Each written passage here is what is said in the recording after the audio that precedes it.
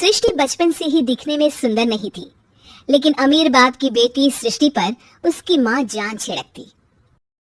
मेरी बेटी कितनी प्यारी है, भगवान सबको सृष्टि जैसी बेटी दे। सृष्टि धीरे धीरे बड़ी होती है। एक दिन सृष्टि की सहेली कहती है, तू दिखने में कितनी अजीब सी है, लेकिन मैं जानती हूँ हम सब में सबसे अच्छी शादी तो तेरी ही होगी। तेरे पापा अमीर जो हैं। और बता नहीं सकते यार, दहेज तो हर कोई देता है, ये क्या ज्यादा ले जाएगी अपने पति के लिए? अरे बड़े शहर में कोठी है इसके पापा की। अरे पापा की है ना, कौन सी इसकी है? इसकी होती तब तो कोई भी लड़का इससे शादी कर लेता। अरे पापा की मतलब पापा की है तो मेरी ही है ना? किसने कहा? अब तेरी तो तब होगी ना जब तेरा भाई ना हो। वैसे भी शादी के बाद सारी प्रॉपर्टी भाई के नाम होती है। सृष्टि समझ जाती है कि उसे किसी भी हालत में माँ बाप की सारी प्रॉपर्टी को अपने नाम करना है, लेकिन कैसे? एक दिन सृष्टि का भाई शीनू कहता है, बहन क्या कर रही है? तुझसे एक बात करनी है। अरे हाँ हाँ करना, मैं तो तेरी बहन हूँ। बहन मेरी लाइफ में ना एक लड़की है, बहुत अच्छी है। मैं सोच रहा हूँ माँ और पापा से बात करूँ शादी के लिए। सृष्टि को समझ में आ जाता है कि भाई की शादी होते ही भाभी उसे एक दिन भी घर में बर्दाश्त नहीं करेगी। क्या बात है भाई, बताना कौन है वो? यार वो बहुत अच्छी लड़की है, पढ़ी लिखी है, मेरे साथ जॉब भी करती है। बस एक प्रॉब्लम है। प्रॉब्लम? क्या प्रॉब्लम है भाई? यार वो शादीशुदा है, लेकिन उसके पति ने उसे सिर्फ इसलिए छोड़ दिया क्योंकि उसके माँ बाप दहेज नहीं दे पाए। सृष्टि ये सुनकर न जाने क्यों खुश हो जाती है। अरे भाई तो क्या हुआ, लड़की तुझे तो पसंद है ना? शीनू को लगता है कि बहन उसे समझ रही है। वो इस बात से अनजान होता है कि उसकी बहन की मंशा पूरा घर हड़पने की है। सृष्टि अपनी माँ से कहती है, मम्मी मुझे तो बहुत चिंता है, पता है शीनू क्या कर रहा है? अरे क्या कर रहा है, वो तो काम पर जाता है और वापस घर आता है। नहीं ना माँ, वो यही तो नहीं कर रहा, बाकी सब कर रहा है।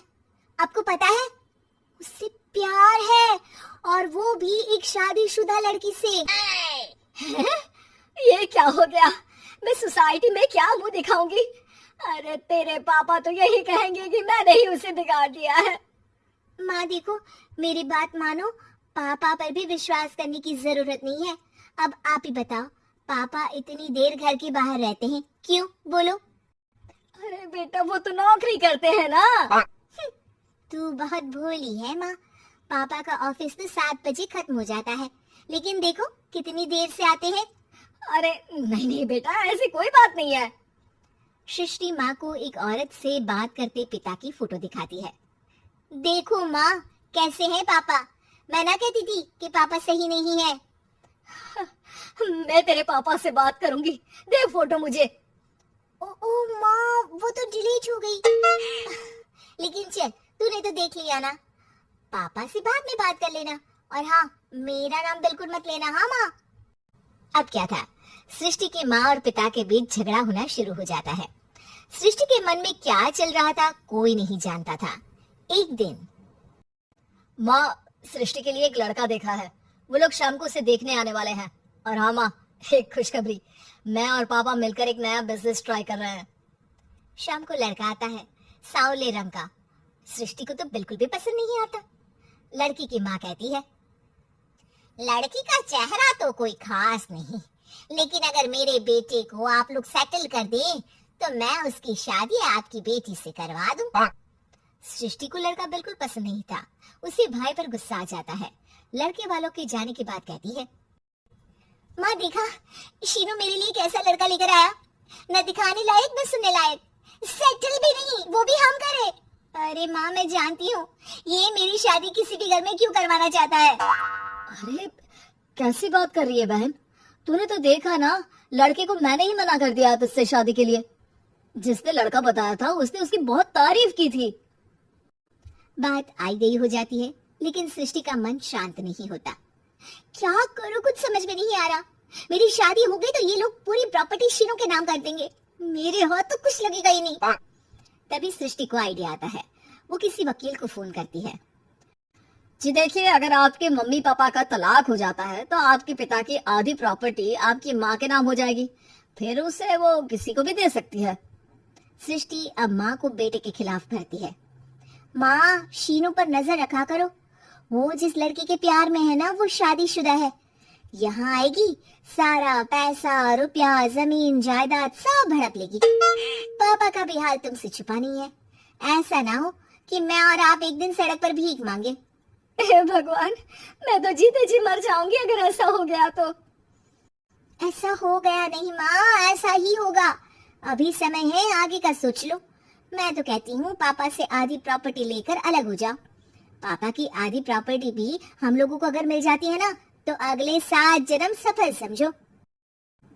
बेचारी माँ बेटी के कहने पर पति से तलाक लेकर अलग हो जाती है। सृष्टि अब पैसों से गाड़ी और अपने दूसरे महंगे शौक पूरे करने लगी। उसके दोस्त भी उसके पैसे इस्तेमाल करते। सृष्टि, कल तुम कहाँ थी? मैं सारा दिन घर पर अकेली थी। तो मैं क्या करूं? मैंने ठेका तो नहीं लिया है ना तुम्हें संभालेगा। माँ को सृष्टि से ये उम्मीद नहीं थी। वो बैठकर रोने लगती है। वहीं उसका पति यानी कि सृष्टि के पिता आ जाते हैं। मैं जानता था कि तुम्हारा यही हाल होगा, तो आपने मुझे रोका क्यों नहीं? मैं रोकता तो तुम रुकती क्या? सृष्टि के कहने पर तुमने मुझ पर अपने बेटे पर शक किया, लेकिन तुम ये भूल गई कि कैसे हम दोनों ने मिलकर जीवन में इतना सब खड़ा किया। माँ पति के गले लग जाती है। मुझे माफ कर दीजिए, मैंने आपकी कमाई का एक बड़ा हिस्सा गवा दिया। कोई बात नहीं, तुम साथ हो तो मैं ऐसी 7 प्रॉपर्टी खड़ी कर दूंगा। तभी वहाँ सृष्टि आ जाती है रोते हुए। माँ, मयंक ने मुझे छोड़ दिया। वो बोल रहा था जब तक मेरे पास पैसे थे तब तक ही वो मेरे साथ था,